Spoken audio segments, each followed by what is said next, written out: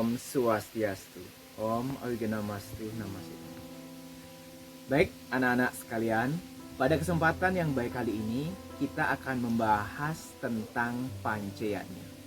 Seperti bagaimana telah kita jelaskan pada pertemuan sebelumnya, keberadaan yadnya sebagai suatu bentuk pelaksanaan ritual agama di Bali tentunya tidak terlepas dari pelaksanaan 5 yadnya yang kita sebut dengan Pancayatnya.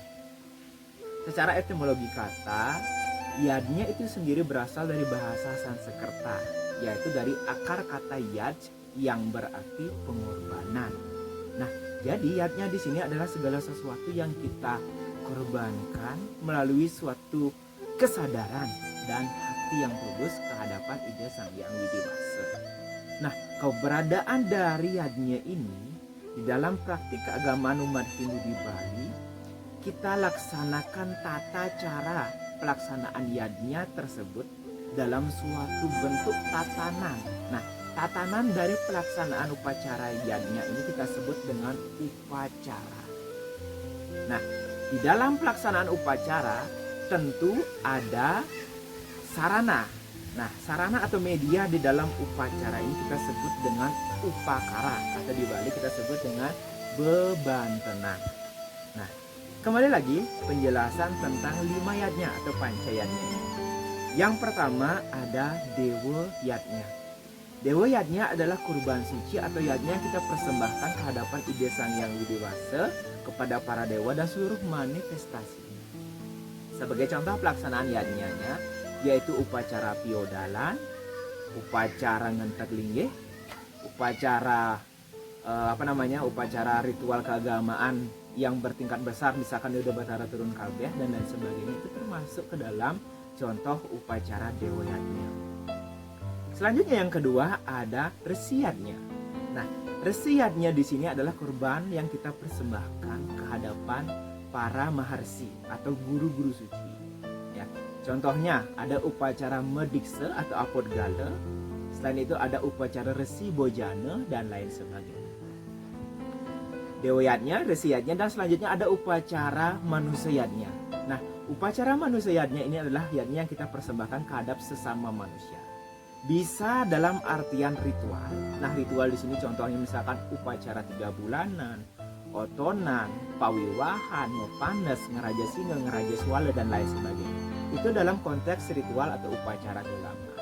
Nah, di dalam laku atau pelaksanaan sehari-hari, manusia yadnya dapat kita terapkan melalui pertolongan terhadap orang yang membutuhkan, memberi bantuan kepada saudara-saudara kita yang mendapatkan musibah, dan lain sebagainya. Nah, yang keempat ada upacara pitra yadnya. Nah, pitra yadnya di sini adalah yadnya atau korban suci yang kita haturkan ke hadapan leluhur.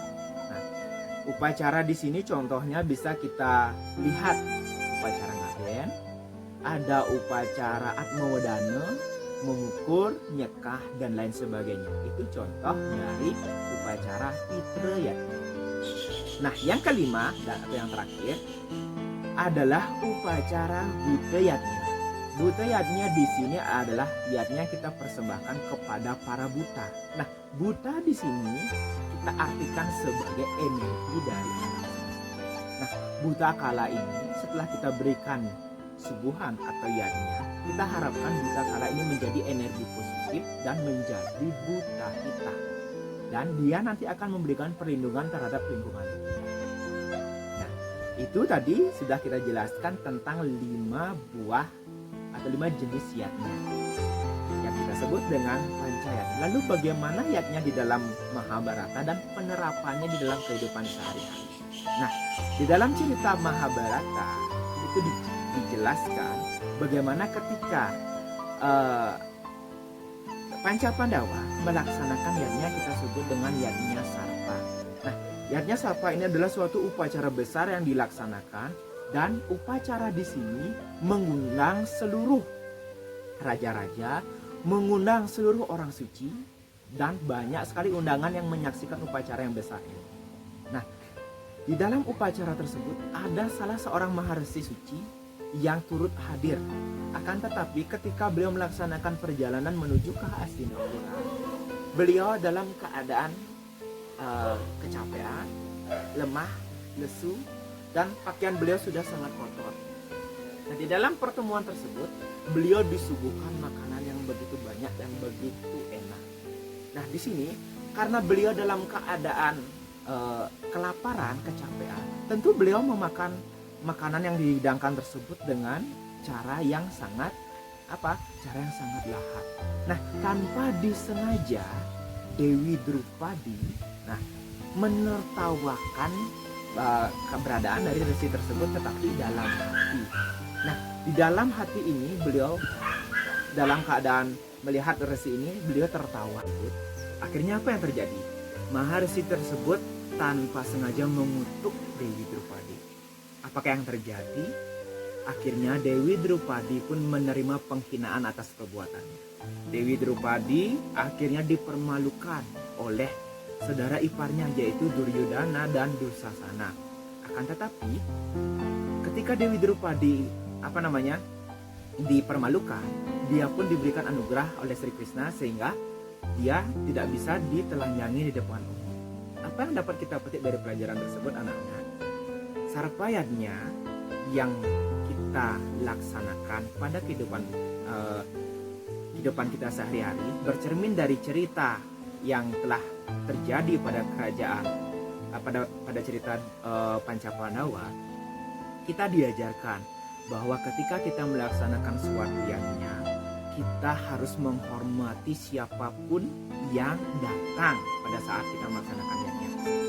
Nah, yang kedua, selain menghormati orang, kita harus memiliki pikiran serta hati yang benar-benar suci dan lascarya ketika kita melaksanakan suatu yajna.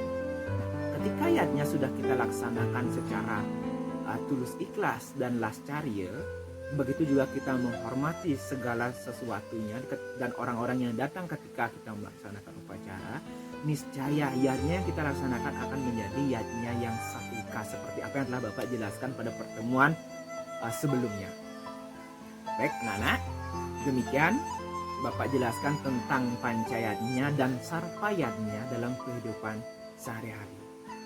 Jika ada pertanyaan, nanti kita akan lanjut pada diskusi. Sekian apa yang bisa Bapak sampaikan materinya. Akhir kata, Bapak akhiri dengan menghaturkan para Santi. Om Santi Santi Santi Om. Terima kasih.